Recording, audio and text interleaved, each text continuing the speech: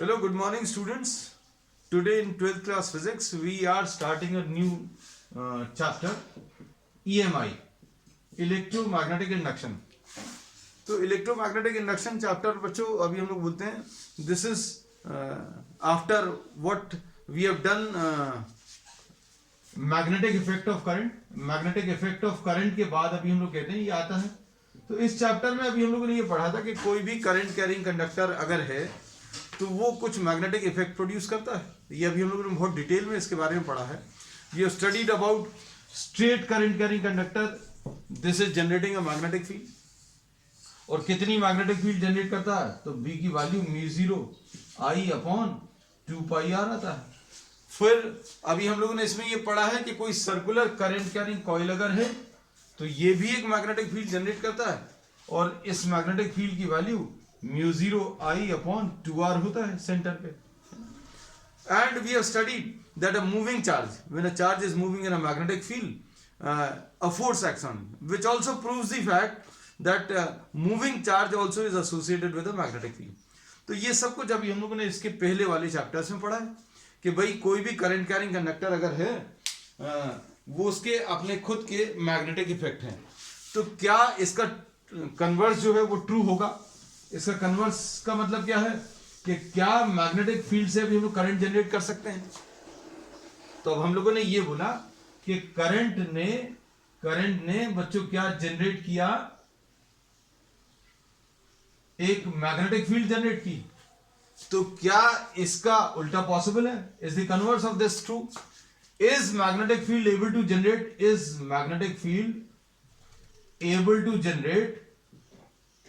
Generate a current. इसके ऊपर based, इस थॉट के ऊपर बेस्ड साइंटिस्ट ने बहुत सारे एक्सपेरिमेंट्स किए और फिर उससे जो रिजल्ट निकल के आया वो अभी हम लोग इस चैप्टर में पढ़ने वाले हैं, है ना. तो इस चैप्टर में बेसिकली क्या पढ़ने वाले हैं, मैग्नेटिक फील्ड से करंट कैसे जनरेट करते हैं, मैग्नेट की मदद से करंट कैसे जनरेट करेंगे, ये अभी हम लोग पढ़ेंगे, है ना. तो इसके पहले वाले चैप्टर्स में करंट से मैग्नेटिक फील्ड जनरेट करने का तरीका सीखा था. अब हम लोग क्या सीखने वाले हैं, मैग्नेटिक फील्ड से करंट कैसे जनरेट होगा, ये अभी हम लोग इस चैप्टर में पढ़ेंगे. फिर इसके बाद अभी आप प्रैक्टिकली देखो तो अभी हम लोग कहते हैं कि करंट से चलने वाले बहुत सारे इंस्ट्रूमेंट्स हैं. एक बहुत अच्छा इंस्ट्रूमेंट जो है हमारे घरों में फैन है. फिर उसके बाद जूसर्स, मिक्सर एंड ग्राइंडर्स हैं, वॉशिंग मशीन्स हैं, है ना, फैंस हैं, वॉशिंग मशीन्स हैं, है ना. तो अब इसमें अभी हम लोग क्या करते हैं बच्चों, हम लोग इलेक्ट्रिकल एनर्जी को किसमें, मैकेनिकल एनर्जी में कन्वर्ट कर रहे हैं. हम लोग इलेक्ट्रिकल एनर्जी को किसमें, मैकेनिकल एनर्जी में कन्वर्ट कर रहे हैं. तो क्या इसका कन्वर्स ट्रू है, क्या मैकेनिकल एनर्जी को इलेक्ट्रिकल एनर्जी में कन्वर्ट किया जा सकता है. तो ये सभी हम लोग यही सारे क्वेश्चंस का आंसर्स अभी हम लोग इस चैप्टर में पढ़ने वाले हैं. तो अब इसके लिए अभी हम लोग क्या ले रहे हैं, we are studying some experiments which were conducted by scientist, जिनकी वजह से ये particular branch of science develop हुई, है ना. और वो कौन से एक्सपेरिमेंट्स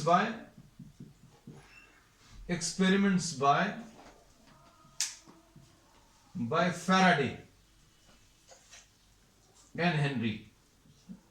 तो ये एक्सपेरिमेंट्स क्यों किए गए ये अभी हमने बेसिकली बता दिया कि भाई करंट से मैग्नेटिक फील्ड जनरेट हो रही है, क्या मैग्नेटिक फील्ड से करंट जनरेट करना पॉसिबल है. तो इसके लिए अब इन्होंने क्या किया, दे टुक अ कॉइल, एक कॉइल ली और इसको गैल्वेनोमीटर से कनेक्ट कर दिया. अब इसमें कोई सोर्स ऑफ करंट नहीं है, there is no source of current. तो ऑब्वियसली ये गैल्वेनोमीटर जो है ये किस लिए लगाया है, अगर सोर्स ऑफ करंट नहीं है तो अभी हम लोग बोल रहे हैं गैल्वेनोमीटर क्यों लगाया है, क्योंकि we are trying to generate electricity with the help of what, magnetic field. तो अगर कोई इलेक्ट्रिसिटी जनरेट होगी तो that will be detected by what, the galvanometer. तो अब इसमें क्या किया गया बच्चों, अब इसमें इन्होंने क्या किया, ये एक्सपेरिमेंट फर्स्ट था, this was the first experiment. These were a series of 3 experiments. 3 experiments हैं बेसिकली जो अभी हम लोग डिस्कस करेंगे. तो इसका ये पहला एक्सपेरिमेंट जो था उसका ऑब्जर्वेशन ये है कि when a bar magnet is brought near to a coil, अगर आप किसी बार मैग्नेट को किसी कॉइल की तरफ मूव कराएंगे तो इसमें एक मोमेंटरी डिफ्लेक्शन प्रोड्यूस होगा।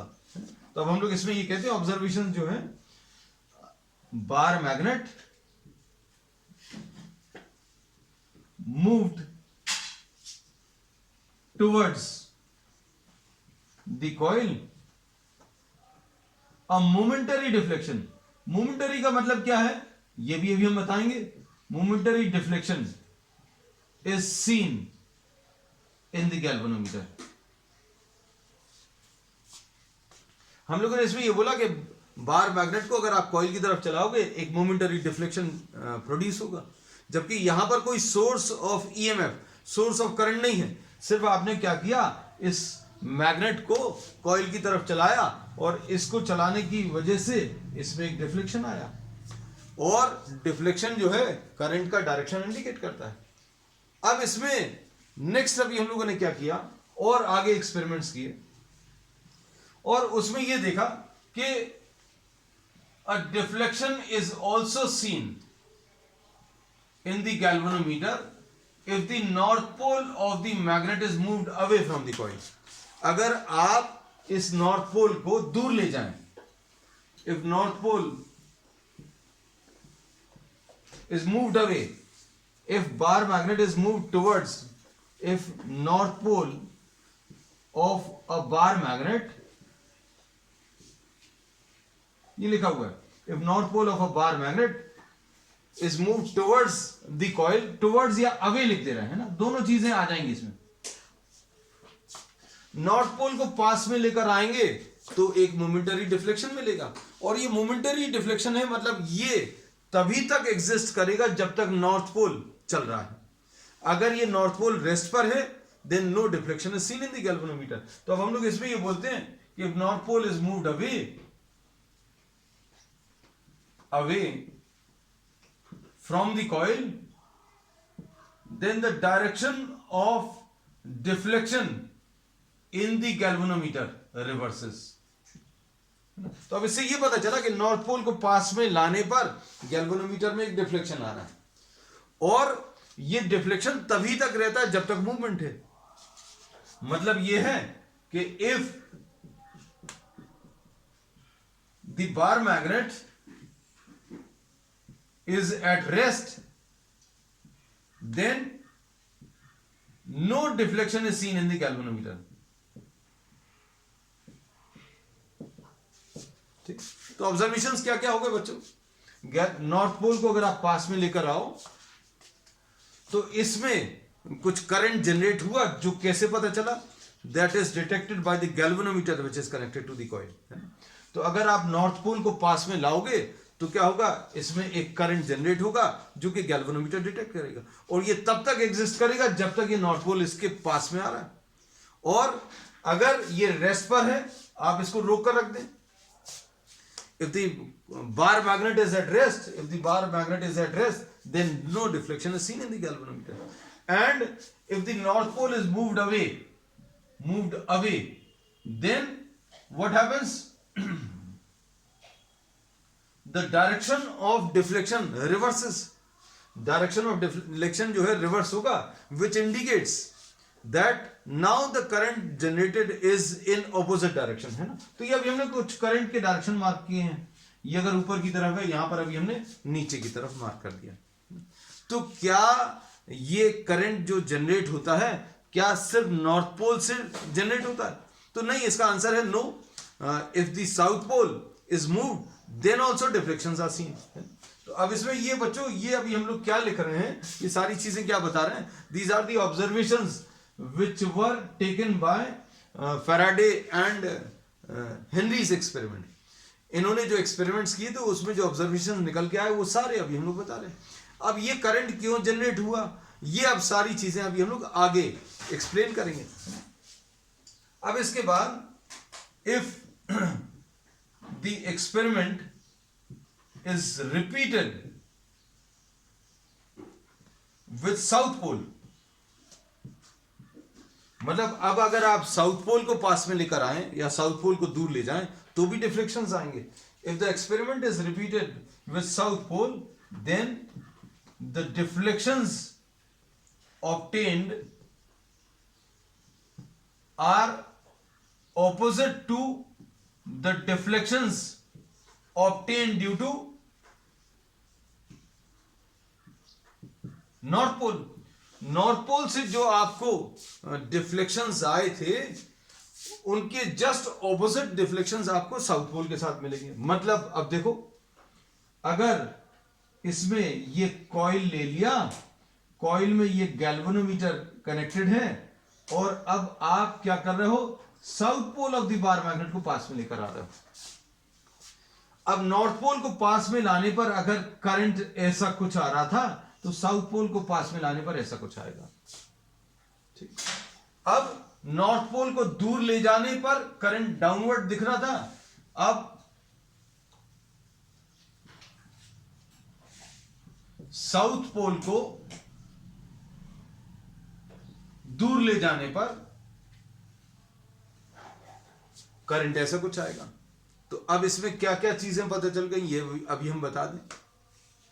इस एक्सपेरिमेंट के जो ऑब्जर्वेशन से, वो ऑब्जर्वेशन क्या है, ये बेसिकली क्यों किया, अभी हम लोग ने स्टार्टिंग में डिस्कस किया है क्या, कि करंट के कुछ मैग्नेटिक इफेक्ट हैं जो अभी हम लोग ने बहुत डिटेल में पिछले चैप्टर में पढ़े हैं।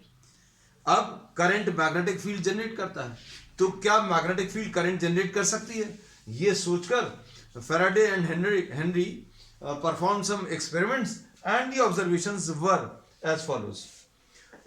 ऑब्जर्वेशंस क्या है कि when the north pole of a coil is when the north pole of a wire magnet is moved towards the coil, a deflection is seen।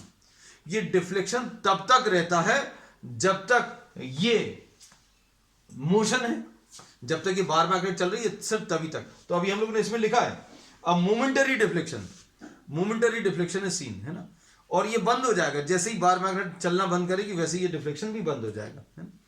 अब इसके बाद what happens if the north pole is moved away? North pole को अगर आप दूर ले जाओगे then also deflection is seen, but now the direction of current has reversed, therefore the deflection in the galvanometer also reverses। मतलब north pole को पास में लाने पर जैसा करंट आ रहा था वैसा करंट नहीं मिल रहा, ऑपोजिट डायरेक्शन का करंट मिल रहा अगर नॉर्थ पोल को दूर ले जाए। फिर उसके बाद अभी हम लोगों ने बोला साउथ पोल को अगर पास में लाओगे तो साउथ पोल को पास में लाने पर जो करंट आएगा वो current will be opposite to the direction of current which was obtained when north pole was brought near. North pole को पास में लाने पर जैसा करंट आ रहा था उसका ऑपोजिट डायरेक्शन में करंट मिलता है जब आप साउथ पोल को पास में लाए। फिर अगर ये मैग्नेट रेस्ट पर है, ये भी बहुत इंपॉर्टेंट है, if the bar magnet is at rest then no deflection is seen. अब अगला ऑब्जर्वेशन, क्या मैग्नेट को अकेला चलाने पर ये डिफ्लेक्शंस आ रहे हैं? No, we say that if, ये भी बहुत इंपॉर्टेंट है, if the magnet is at rest, magnet को आपने रेस्ट पर रखा and the coil is moved, then also deflections are generated, are produced in the galvanometer। तब भी अभी हम लोग बोलेंगे क्या होगा, डिफ्लेक्शन जनरेट होंगे गैल्वेनोमीटर में, है ना। अब इसके बाद बच्चों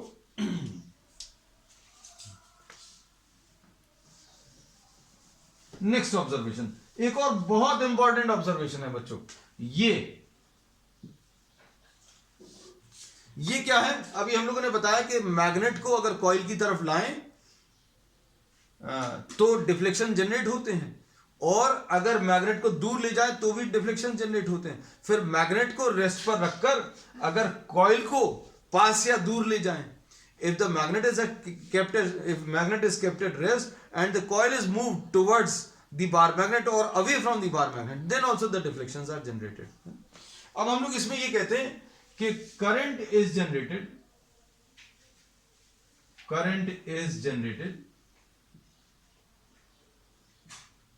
in the coil due to relative motion between the coil and the magnet। तो ये इंपॉर्टेंट है. We say that current is generated in the coil due to relative motion between the coil and the magnet. अब इसमें important चीज ये है कि faster the motion, larger is the deflection produced in the galvanometer. है ना. अब देखो सारे जितने भी ऑब्जर्वेशंस हैं वो सारे अगर अभी हम लोग सम अप करें कि when north pole of a magnet is move towards the coil a current is generated. North pole को दूर ले जाए तो ऑपोजिट डायरेक्शन का डिफ्लेक्शन आएगा. इसमें नॉर्थ पोल को पास में लाने पर ऐसा करंट पार किया है तो नॉर्थ पोल को दूर ले जाने में ऐसा कुछ करंट आएगा. अब उसके बाद साउथ पोल को पास में लेकर आए तो क्या होगा, तो भी इसमें करंट आएगा, लेकिन इसमें करंट का जो डायरेक्शन रहेगा that will be opposite to the direction of current which is obtained when north pole is move towards. North pole को पास में लाने पर ऐसा कुछ करंट आ रहा था, तो साउथ पोल को पास में लाने पर नीचे की तरफ आएगा. And we say that if north pole is moved away, deflection या करंट का डायरेक्शन ऐसा कुछ है, तो साउथ पोल को अगर दूर ले जाएंगे तो ऑपोजिट डायरेक्शन में डिफ्लेक्शन आएगा. So we say that the deflections which are generated in the galvanometer will be opposite due to north pole and south pole. है ना. नॉर्थ पोल को पास में लाने पर जैसा डिफ्लेक्शन आ रहा है उसका जस्ट ऑपोजिट डिफ्लेक्शन मिलेगा when south pole is move towards the coil. फिर उसके बाद अभी हम लोगों ने बोला if the magnet is at rest then no deflection is seen in the galvanometer. फिर उसके बाद बच्चों अभी हम लोगों ने ये बोला कि current is generated in the coil due to relative motion between the magnet and the coil. Relative motion होना चाहिए, मतलब ये मैटर नहीं करता कि मैग्नेट कॉइल की तरफ जा रही है कि कॉइल मैग्नेट की तरफ आ रही है. फिर उसके बाद सबसे important faster the motion larger is the deflection which is seen in the galvanometer. अब इसके बाद बच्चों क्या अगला एक्सपेरिमेंट था, नेक्स्ट एक्सपेरिमेंट देखो. तो नेक्स्ट एक्सपेरिमेंट क्या है, हम ये सारी चीजें फिर से डिस्कस करेंगे आगे, है ना, क्योंकि इनका एक्सप्लेनेशन भी लेना है. अब इनका एक्सप्लेनेशन क्या है वो भी अभी हम लोग आगे डिस्कस करेंगे, है ना. अब देखो इसमें अब एक्सपेरिमेंट नंबर 2 जो इनका था, इन्होंने क्या किया फिर experiment number 2. Now the bar magnet is replaced bye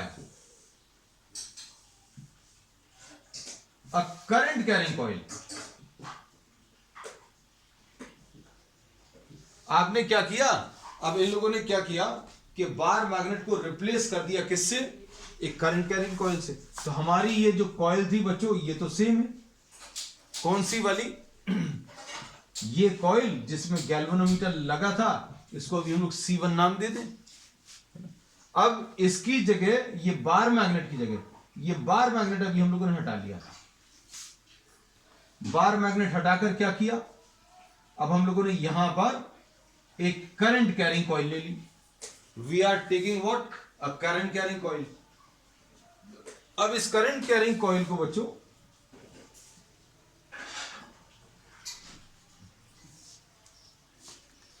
अब इस करंट कैरिंग कॉइल को अगर आप पास में लाएं या दूर ले जाएं, if the bar magnet is replaced by a current carrying coil then also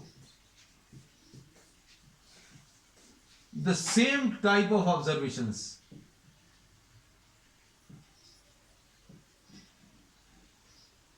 are obtained.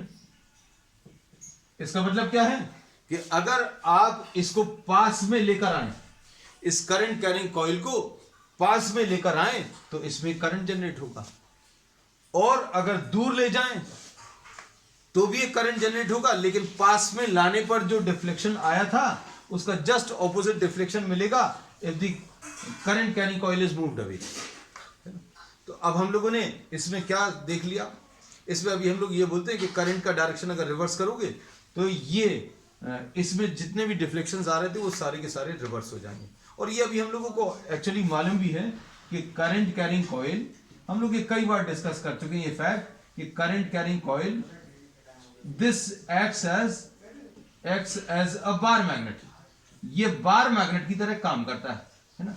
तो जितने ऑब्जर्वेशंस अभी हम लोग बार मैग्नेट के साथ मिले थे वही सारे ऑब्जर्वेशंस बच्चों हमें करंट कैरिंग कॉइल के साथ मिलने वाले हैं, है ना। अब इसमें भी ये चीज बोलेंगे कि अगर आप इस करंट कैरिंग कॉइल को रेस्ट पर रखें और इस C1 कॉइल को मूव कराएं तो भी डिफ्लेक्शंस मिलेंगे, बिल्कुल वैसे ही जैसे आपने बार मैग्नेट को रेस्ट पर रखा था और कॉइल को चलाया था तो भी डिफ्लेक्शंस आए थे। अगर आपने बार मैग्नेट को रेस्ट पर रखा, कॉइल को चलाया तो भी डिफ्लेक्शंस आए थे। अब हमने क्या किया, करंट कैरिंग कॉइल को रेस्ट पर रखकर इस वाली कॉइल को चलाया तो भी डिफ्लेक्शंस मिलेंगे। तो अब हम लोग इसमें क्या बोलते हैं, रिलेटिव मोशन, रिलेटिव, इसको ऊपर लिख ले रहे हैं बच्चों अलग से,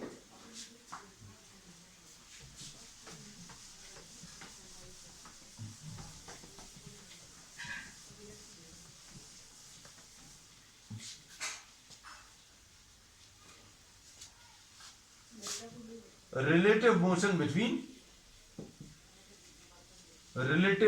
between a coil C1, relative motion between a coil C1, C1 कौन सी कॉइल है, without a source of EMF, and another coil C2 with a source of EMF। ये अच्छे समझना बच्चों, रिलेटिव मोशन किस किस के बीच में है, relative motion between a coil which is having no source of EMF and another coil which is having a source of EMF generates a current in C1। ठीक है, तो ये सेकेंड एक्सपेरिमेंट आ गया है ना। इसको अभी हम लोग बहुत डिटेल में एक्सप्लेनेशन में स्टडी करेंगे, है ना, क्योंकि इसके ऑब्जर्वेशंस परफेक्टली सिमिलर हैं किसके जैसे, बार मैग्नेट। तो बार मैग्नेट अभी हम लोगों ने बहुत डिटेल में लिया कि भाई अगर इसको रोक कर रखोगे तो इसमें कोई करंट नहीं आएगा, इसको पास में लाओगे तो करंट आएगा, दूर ले जाओगे तो इसमें ऑपोजिट डायरेक्शन का करंट आएगा। करंट का डायरेक्शन रिवर्स करोगे, अगर इसमें करंट का डायरेक्शन रिवर्स कर दिया तो जितने भी ऑब्जर्वेशंस पहले मिले थे उसके जस्ट ऑपोजिट ऑब्जर्वेशंस आएंगे, है ना।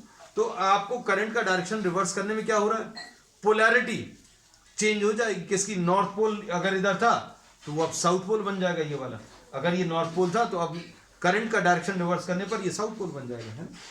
अब इसके बाद बच्चों नेक्स्ट है बच्चों एक्सपेरिमेंट नंबर 3। ठीक है, अब एक्सपेरिमेंट नंबर 3 ये बिल्कुल अलग है। अब इसमें हम लोगों ने ये कहा था कि भाई अगर आपने मैग्नेट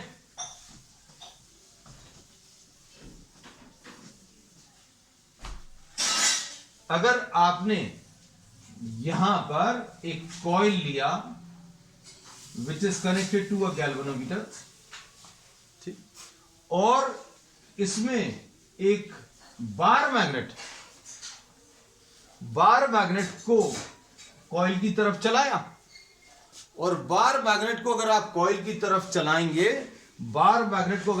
तरफ चलाएंगे तो इसमें करंट जनरेट होगा, और इसको फिर आपने रिप्लेस किया किससे बच्चों, इसको आपने रिप्लेस किया एक करंट कैरिंग कॉइल से। अगर इस करंट कैरिंग कॉइल को चलाएंगे तो भी इसमें करंट जनरेट होगा। तो हमें यह समझ में आ गया एक्सपेरिमेंट नंबर 1 और experiment number 2 say that relative motion between a coil C1 and another coil C2 with a source of EMF। अब ये जो अनदर कॉइल C2 है इसकी जगह अभी हम लोगों ने बार मैग्नेट लिया था। कहने का मतलब यह है कि आपने मैग्नेट को कॉइल की तरफ चलाया या एक करंट कैरिंग कॉइल को, इस बार मैग्नेट को कॉइल की तरफ चलाया या इस करंट कैरिंग कॉइल को इस कॉइल की तरफ चलाया, तो इसमें एक करंट जनरेट होता है। तो क्या ये मोशन जरूरी है? तो पिछले दोनों एक्सपेरिमेंट्स में तो अपन ने ये पढ़ लिया कि हाँ जरूरी है, लेकिन एब्सोल्युटली नेसेसरी नहीं है।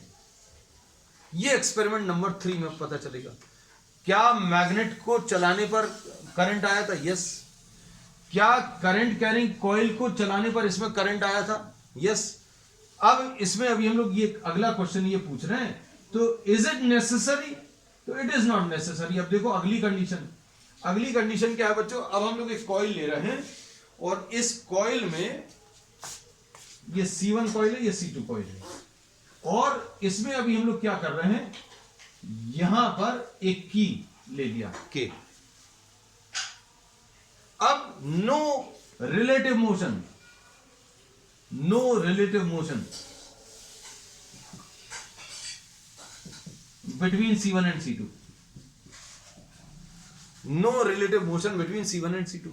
अब चलाया नहीं इसको, जैसे ही इसको स्विच ऑन करेंगे, when K is switched on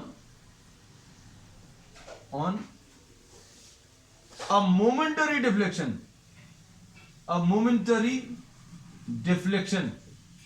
is seen in the galvanometer.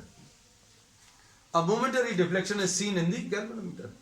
जैसे ही स्विच ऑन किया एक मोमेंटरी डिफ्लेक्शन मिलेगा C1 में, ठीक, और उसके बाद ये डिफ्लेक्शन खत्म हो जाएगा, which reduces to 0 in a short time. ये बात समझ में आई? अभी हमने क्या बोला, जैसे ही आपने इसको स्विच ऑन किया, इसको स्विच ऑन करने पर इसमें डिफ्लेक्शन मिल रहा है, जबकि आपने इसमें देखा कि इसमें कोई सेल नहीं लगा, कोई सोर्स ऑफ करंट नहीं है, लेकिन इसमें करंट जैसे ही स्विच ऑन किया तो यहां पर एक डिफ्लेक्शन आया। तो भाई इसमें क्या हो रहा है? तो ये बच्चों अभी हम लोग फिर बोलते हैं कि ये एक मैग्नेटिक फील्ड जनरेट करेगा। जैसे ही स्विच ऑन करोगे ये एक मैग्नेटिक फील्ड जनरेट करेगा, और ये मैग्नेट जो है इधर पर एक करंट इंड्यूस कर रहा है। तो ये तीनों एक्सपेरिमेंट्स में अभी हम लोग ये देख रहे हैं कि कुछ मैग्नेटिक फील्ड की वजह से इसके अंदर करंट जनरेट हो रहा है। पहले वाले एक्सपेरिमेंट में बार मैग्नेट को चलाने पर हो रहा था, दूसरे वाले एक्सपेरिमेंट में एक करंट कैरिंग कॉइल को चलाने पर, और करंट कैरिंग कॉइल भी बच्चों किसकी तरह है? मैग्नेट की तरह ही है, क्योंकि उसके अंदर कोई मैग्नेटिक इफेक्ट आएगा। अब चलाने पर हो रहा था, लेकिन यहां पर क्या हो रहा है कि आपने C1 और C2 दोनों को रेस्ट पर रखा, लेकिन जैसे ही स्विच ऑन किया तो इसमें करंट आया जो कि तुरंत खत्म हो जाएगा। As soon as this is switched on, a momentary deflection is seen, लेकिन फिर वो डिफ्लेक्शन खत्म हो गया। अब क्या हुआ? अब उसके बाद आप कितनी भी देर आप K को, if K is now continued to be pressed, then no deflection is seen in galvanometer. इसका मतलब यह है कि आप कितनी भी देर इसको स्विच ऑन रखेंगे तो यहां पर कोई डिफ्लेक्शन नहीं मिलने वाला। तो इसका मतलब क्या है? जैसे ही स्विच ऑन किया तभी एक डिफ्लेक्शन मिला। अब जब स्विच ऑफ करोगे, when K is opened, when K is switched off, a deflection is seen now in opposite direction. किसका ऑपोजिट? जो स्विच ऑन करने पर डिफ्लेक्शन आया था इसमें, उसका जस्ट ऑपोजिट डिफ्लेक्शन मिलेगा इसमें जब इसको स्विच ऑफ किया। तो ये बच्चों 3 एक्सपेरिमेंट्स हैं, फैराडे और हेनरी के बहुत फेमस एक्सपेरिमेंट्स हैं, है ना। तो अब इसमें फैराडे और हेनरी के ये जो एक्सपेरिमेंट्स थे, इसके बेसिस पर ये तो कंक्लूड हो गया कि किसी कॉइल में करंट जनरेट किया जा सकता है। कैसे जनरेट किया जा सकता है? With the help of either a bar magnet और अ करंट कैरिंग कॉइल और another current carrying coil which is at rest. इसमें अभी हमने बोला करंट कैरिंग कॉइल के 2 केसेस हैं, current carrying coil having motion, relative motion with this coil. Second experiment में पढ़ा। थर्ड एक्सपेरिमेंट में अभी हमने ये पढ़ा एक करंट कैरिंग कॉइल है तो, लेकिन इन दोनों के बीच में कोई रिलेटिव मोशन नहीं है। तो अब ये जो प्रोसेस है, process of inducing current in this coil is termed as electromagnetic induction. Electricity generate की है, किसकी मदद से की है? मैग्नेटिक फील्ड की मदद से जनरेट की है, इसलिए इस प्रोसेस को अभी हम लोग इलेक्ट्रोमैग्नेटिक इंडक्शन बोलते हैं। तो इसमें फैराडे ने फिर अब आगे एक्सपेरिमेंट्स करने के बाद फिर थ्योरी आती है कि भाई ये क्यों जनरेट हुआ। तो इसके लिए उसने यूज किया किसका? मैग्नेटिक फील्ड का, मैग्नेटिक फ्लक्स का रादर, कि आप अगर किसी कॉइल में, किसी कॉइल से एसोसिएटेड अगर आप फ्लक्स चेंज करेंगे तो उसमें एक करंट जनरेट होगा, है ना। तो मैग्नेटिक फ्लक्स का बच्चों अभी हम लोग कॉन्सेप्ट जो है बहुत डिटेल में पहले पढ़ चुके हैं, है ना। तो अब जितनी जरूरत होगी उसको अभी हम फिर से थोड़ा सा रिपीट कर देंगे।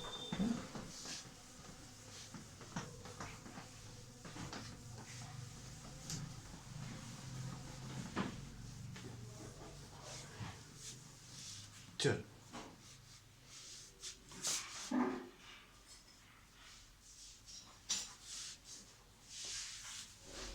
अब इसमें नेक्स्ट टॉपिक है बच्चों मैग्नेटिक फ्लक्स। मैग्नेटिक फ्लक्स क्यों पढ़ रहे हैं? क्योंकि ये जो एक्सपेरिमेंट्स थे, इन एक्सपेरिमेंट्स को के जो रिजल्ट्स आए थे उनको समझने के लिए अभी हम लोग मैग्नेटिक फ्लक्स एक बार रिवाइज कर लें, क्योंकि मैग्नेटिक फ्लक्स अभी हम लोग बहुत डिटेल में इसके पिछले चैप्टर में पढ़ चुके हैं। तो अभी हम लोग ये कहते हैं कि बच्चों किसी एरिया से, किसी प्लेन एरिया से एसोसिएटेड मैग्नेटिक फ्लक्स अगर हमें बताना है तो अभी हम लोग क्या करते हैं बच्चों? इसमें suppose this is the area which is placed in a uniform magnetic field. तो एरिया का डायरेक्शन अभी हम लोग बताते हैं, the direction of normal to the surface. ये एरिया का डायरेक्शन आ गया, ये मैग्नेटिक फील्ड का डायरेक्शन आ गया, ये एरिया का डायरेक्शन, ये मैग्नेटिक फील्ड का डायरेक्शन, है ना। अब इन दोनों के बीच में जो एंगल है बच्चों उसको अभी हम लोगों ने थीटा मार्क कर दिया। तो फ्लक्स क्या आ जाएगा? मैग्नेटिक फ्लक्स ये आ जाएगा B into A into cos theta, है ना, जिसको कि अभी हम लोग B डॉट ए बोलते थे। अगर इसमें एरिया या मैग्नेटिक फील्ड अगर नॉन यूनिफॉर्म है, एरिया या मैग्नेटिक फील्ड बच्चों अगर नॉन यूनिफॉर्म है, एरिया मतलब अगर इरेगुलर शेप का एरिया है, एरिया अगर इरेगुलर शेप का एरिया है या मैग्नेटिक फील्ड यूनिफॉर्म नहीं है, तो फिर अभी हम लोग क्या करते थे? अगर याद हो तुम लोगों को, हम लोग कैलकुलस मेथड यूज करते थे और उसमें अभी हम लोग ये कहते थे कि we generally tend to select what small areas. अगर ये ऐसा कुछ शेप का एरिया है, कोई इरेगुलर शेप, है ना, तो क्या करेंगे बच्चों? इसको छोटी छोटी पार्ट्स में डिवाइड करेंगे। पार्ट्स इतने छोटे रहेंगे कि हर छोटे पार्ट को आप प्लेन एरिया मान सकते हैं। You can consider a small part to be a plain area, है ना। और इससे एसोसिएटेड फ्लक्स अभी आप बताओगे, कैसे बताओगे? B dot d S. और टोटल फ्लक्स अगर आपको बताना है, टोटल फ्लक्स अगर आपको बताना है तो कैसे बताओगे? Total flux will be equal to the integration of d phi B. तो ये भी अभी हम आपको बता दें, phi B magnetic flux will be equal to integration of d phi B, यानी ये कितना आ जाएगा? Integration of B dot d S. ठीक है। और this gives us an idea about the number of field lines which are crossing a given surface. बच्चों अगर इसमें मैग्नेटिक फील्ड लाइंस ऐसी कुछ हैं, इमेजिन करना, सारी चीजें बच्चों फिजिक्स में इमेजिनेशन का खेल है। अगर आपने कोई प्लेन एरिया ले लिया, इमेजिन करना बच्चों, इसमें अगर आपने ये प्लेन एरिया ऐसा लिया और ऐसा लिया, इसमें डिफरेंस क्या है?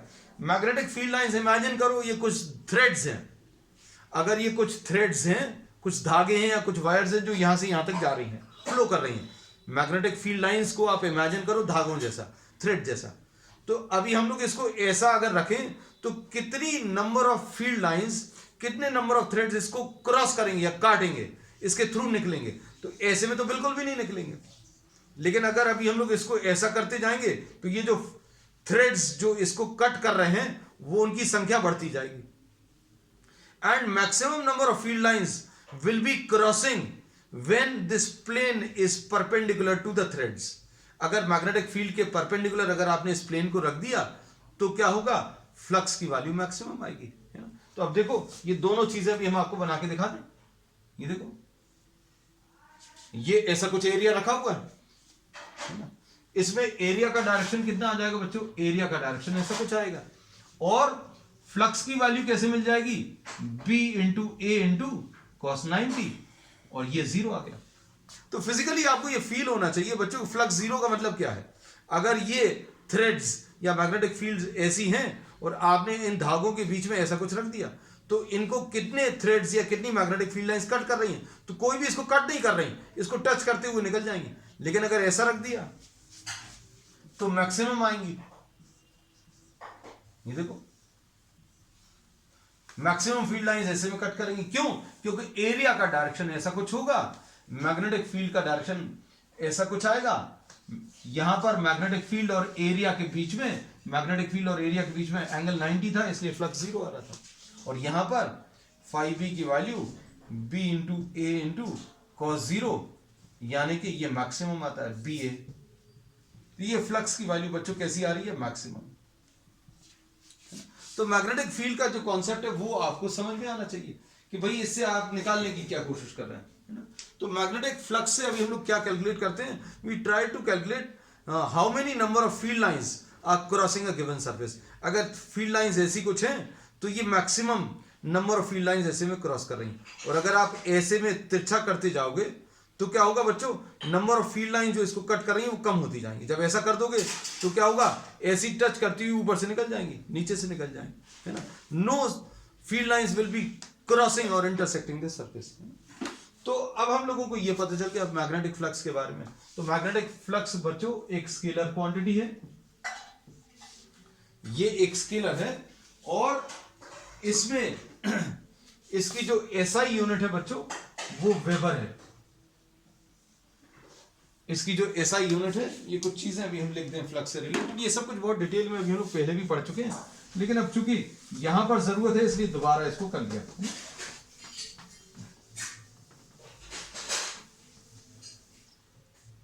तो बच्चों फ्लक्स जो है phi B, this is a scalar and its SI unit is what, webers, है ना।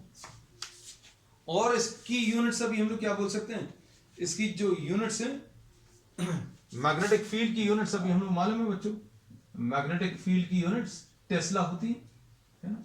तो अभी हम लोग अगर इस यूनिट को टेस्ला यूज करें तो अभी हम लोग बोलते हैं इसकी एक और यूनिट टेस्ला मीटर स्क्वायर। और इसकी जो सीजीएस यूनिट है वो मैक्सवेल है। तो सीजीएस यूनिट बच्चों इसकी मैक्सवेल है, और हम लोग ये बोलते हैं कि 1 weber is 10 to the power of 8 maxwells, है ना। चलो अब इसमें ये सब कुछ क्यों पढ़ रहे हैं अभी हम लोग, है ना। अभी हम लोगों ने आज जो चैप्टर स्टार्ट किया है वो इलेक्ट्रोमैग्नेटिक इंडक्शन है, और इलेक्ट्रोमैग्नेटिक इंडक्शन में अभी हम लोगों ने ये पढ़ लिया क्या कि किसी भी कॉइल में करंट जनरेट किया जा सकता है, किसकी मदद से, मैग्नेटिक फील्ड की मदद से। अब इसमें फैराडे ने इतने सारे एक्सपेरिमेंट्स करने के बाद उसने ये एक्सप्लेनेशन दिया कि whenever there is a change in flux associated with a coil, जब भी किसी कॉइल से associated flux, magnetic flux change होगा तो उसमें एक ईएमएफ आएगा। तो बच्चों अब सारे एक्सपेरिमेंट्स के सारी ऑब्जर्वेशंस देखें जरा अभी हम लोग फिर से, कौन से थे। हम लोगों ने इसमें ये बोला कि भाई अगर आप ये एक कॉइल ले लो, अब हम लोग क्या ले रहे हैं, Faraday's explanation.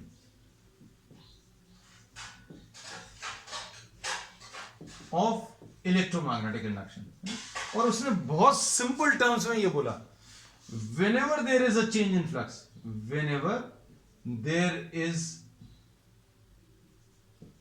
A change in magnetic flux, change in magnetic flux, बच्चों हम 5 भी लिख दे रहे हैं, change in magnetic flux associated with a coil, associated with a coil, a current is induced in it। तो ये इसका एक्सप्लेनेशन था कि जब भी किसी कॉइल से एसोसिएटेड मैग्नेटिक फ्लक्स अगर चेंज होगा तो क्या होगा, उसमें करंट इंड्यूस होगा। अब देखो नॉर्थ पोल को पास में लाने पर कैसे फ्लक्स चेंज हुआ बच्चों, हम लोग सारी चीजें जो पहले पढ़ी थी उनको रिविजिट कर रहे हैं, रिवाइज कर रहे हैं, इस लाइन को ध्यान में रखते हुए। नॉर्थ पोल को पास में लाओ, नॉर्थ पोल को पास में लाने पर क्या होगा बच्चों, इसमें मैग्नेटिक फील्ड इंक्रीज होगी, magnetic field increases, magnetic field increase होगी, मतलब क्या होगा बच्चों, मैग्नेटिक फील्ड इंक्रीज हुई मतलब फ्लक्स इंक्रीज होगा, मैग्नेटिक फ्लक्स इंक्रीज होगा मतलब अभी हम लोग ये बोल सकते हैं कि मैग्नेटिक फ्लक्स चेंज हो रहा है, और मैग्नेटिक फ्लक्स चेंज हो रहा है मतलब इसमें करंट आएगा। ये एक्सप्लेनेशन था। और नॉर्थ पोल को दूर लेकर जाएं तो भी क्या होगा, अब नॉर्थ पोल को अगर दूर ले जाएं, अभी हम लोगों ने डायरेक्शंस के बारे में कोई बात नहीं करी है, वैल्यू कितनी आएगी करंट की उसकी बात नहीं करी, that will be talking about in the next lecture. इसमें अभी हम लोगों ने बोला नॉर्थ पोल को अगर आप दूर ले जाएं तो क्या होगा बच्चों, नॉर्थ पोल को अगर दूर ले जाओगे तो दूर ले जाने पर मैग्नेटिक फील्ड डिक्रीज होगा, और मैग्नेटिक फील्ड डिक्रीज होगा मतलब फ्लक्स डिक्रीज होगा, therefore we have what, induced current.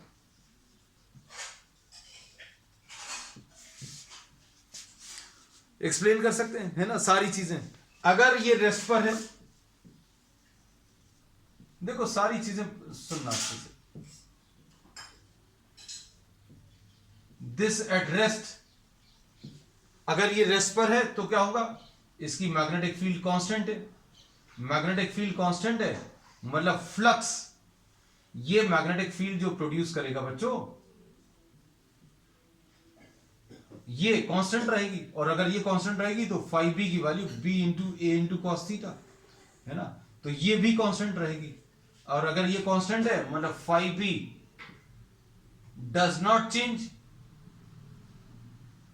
और फेराडे ने कारण क्या बताया था, चेंज इन फ्लक्स, तो फ्लक्स चेंज नहीं हो रहा।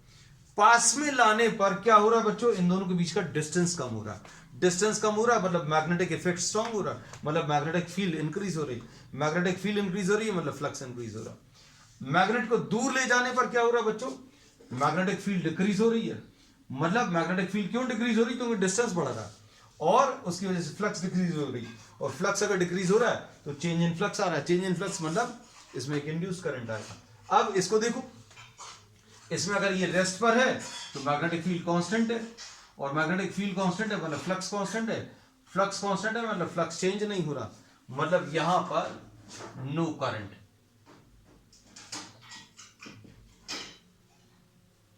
No current is induced.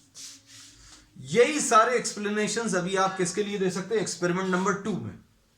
Experiment number 2 में आपने सिर्फ एक चेंज किया था कि ये जो सोर्स ऑफ मैग्नेटिक फील्ड है उसको आपने रिप्लेस कर दिया था किससे बच्चों, एक करंट कैरिंग कॉइल से।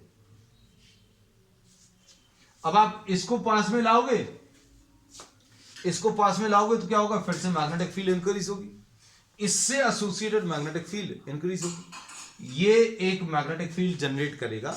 हमने सेकंड वाले एक्सपेरिमेंट में ये पढ़ा था कि ये विदाउट सोर्स ऑफ ईएमएफ है, मतलब इसमें करंट का कोई सोर्स नहीं है, गैल्वेनोमीटर है, ये हमारी वो कॉइल है जिसमें इंड्यूस करंट आने वाला है।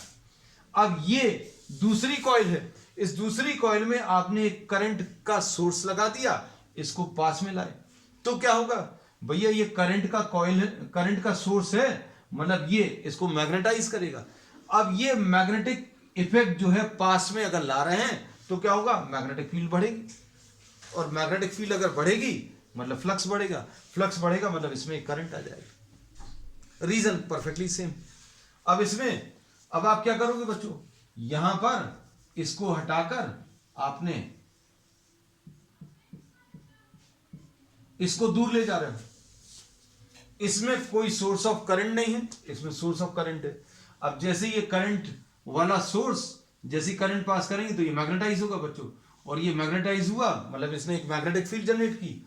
ये मैग्नेटिक फील्ड आप इससे दूर ले जा रहे हो, ये मैग्नेटिक फील्ड जो इसने जनरेट की इससे दूर ले जा रहे हो, तो बी डिक्रीज हुआ, बी डिक्रीज हुआ मतलब फ्लक्स डिक्रीज हुआ, फ्लक्स इसमें बच्चों डिक्रीज हो गया, और फ्लक्स अगर डिक्रीज हो गया मतलब इसमें एक इंड्यूस्ड करंट आएगा। ये भी क्लियर हो गया, है ना। फिर तीसरा, अब मैग्नीट्यूड कितना है, और एक दो और ऑब्जर्वेशन जो आज अभी हमने एक्सप्लेन नहीं की वो नेक्स्ट क्लास में अभी हम डिस्कस करेंगे, है। तीसरा वाला, क्योंकि फ्लक्स के बेसिस पर हमें तो सबसे पहले तो ये रीजन एक्सप्लेन करना है on the basis of flux कि भाई इंड्यूस करंट आ क्यों रहा है। अब देखो, अब आपने क्या किया तीसरे वाले एक्सपेरिमेंट में, एक्सपेरिमेंट 3 ये गैल्वेनोमीटर है। अब आपने इसमें क्या किया बच्चों,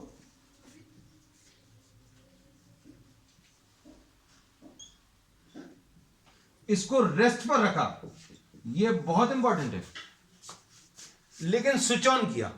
जैसे ही आप स्विच ऑन करोगे, अच्छे सुनना, जैसे ही स्विच ऑन करोगे तो क्या होगा बच्चों, इसमें करंट की वैल्यू इंक्रीज होगी, इसमें करंट जो है इंक्रीज होगा। सपोज 0 से 5 एम्पियर तक, एग्जांपल के लिए नंबर 5 एम्पियर, सिर्फ एग्जांपल के लिए करंट इसमें बढ़ गया, इसमें करंट बढ़ा तो इसमें magnetic field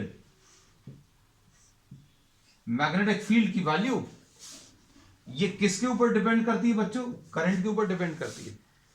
magnetic field which is generated by this coil depends on what, current. तो जैसे जैसे करंट बढ़ेगा, तो करंट स्टार्टिंग में तो जब स्विच ऑन नहीं किया था तो 0 था, स्विच ऑन कर दिया तो करंट 5 एम्पियर्स हो गया, तो 0 से एकदम 5 तो होगा नहीं, 0 से 5 एम्पियर्स इंक्रीज होगा, current is increasing from 0 to 5, और करंट इंक्रीज हो रहा मतलब मैग्नेटिक फील्ड इंक्रीज होगी, और मैग्नेटिक फील्ड अगर इंक्रीज होगी तो ये मैग्नेटिक फील्ड ये जो है इसके साथ लिंक हो रही है, तो क्या होगा 5b is equal to b into A into cos theta. तो इसमें b बढ़ रहा है, b इंक्रीजेस, और b इंक्रीज होगा मतलब फ्लक्स भी इंक्रीज होगा, और फ्लक्स अगर इंक्रीज होगा मतलब इसमें एक इंड्यूस्ड करंट आएगा। उसके बाद करंट कांस्टेंट हो गया, उसके बाद क्या हुआ, करंट कांस्टेंट हो गया। करंट जब कांस्टेंट हो गया तो magnetic field also becomes constant, magnetic field becomes constant, and this constant magnetic field gets linked with this first coil, और कांस्टेंट मैग्नेटिक फील्ड अगर इससे लिंक हो रही है, मैग्नेटिक फील्ड चेंज नहीं हो रही, मैग्नेटिक फील्ड चेंज नहीं हो रही मतलब फ्लक्स चेंज नहीं हो रहा, फ्लक्स चेंज नहीं हो रहा मतलब फिर करंट नहीं आएगा। ये भी अभी हमने बताया। फिर अब आप कितनी भी देर इसको स्विच ऑन करे रहो, इसमें कोई करंट नहीं, there will be no current, whatever be the time period, you may keep it pressed for half an hour, 1 hour, there will be no current, because what has happened, current becomes constant। इसमें current constant हुआ तो इसकी magnetic field constant हो गई, ये magnetic field constant हो गई मतलब इसकी फ्लक्स कांस्टेंट हो गई, और फ्लक्स अगर कांस्टेंट हो गई तो ये रीजन क्या है, करंट का change in flux. Switch off करोगे तो क्या होगा, इसका उल्टा होगा, when k, इसको k लिख दें बच्चों, when k is switched off, अगर आपने इसको स्विच ऑफ कर दिया तो करंट डिक्रीज होगा बच्चों, और करंट डिक्रीज होगा 5 एम्पियर से 0। करंट अगर डिक्रीज होगा तो मैग्नेटिक फील्ड भी डिक्रीज होगी, और मैग्नेटिक फील्ड अगर डिक्रीज होगी तो क्या होगा, इससे एसोसिएटेड फ्लक्स भी बच्चों डिक्रीज होगा, और इससे एसोसिएटेड फ्लक्स डिक्रीज होगा तो change in flux is the cause, therefore induced current. When k is closed और ओपन, दोनों टाइम में इसमें क्या होगा, एक करंट इंड्यूस होगा। तो बच्चों आज अभी हम लोगों ने क्या चीज डिस्कस की कि अगर किसी कॉइल में करंट जनरेट करना है तो आपको क्या करना पड़ेगा, उससे एसोसिएटेड फ्लक्स को चेंज करना पड़ेगा। और फ्लक्स को चेंज करने के लिए 3 एक्सपेरिमेंट्स की मदद से ये कंक्लूजन आया था। 3 एक्सपेरिमेंट्स क्या थे, current relative motion between a coil without source and a bar magnet, relative motion between a coil without source and a bar magnet, bar magnet को पास में लाओ या दूर ले जाओ।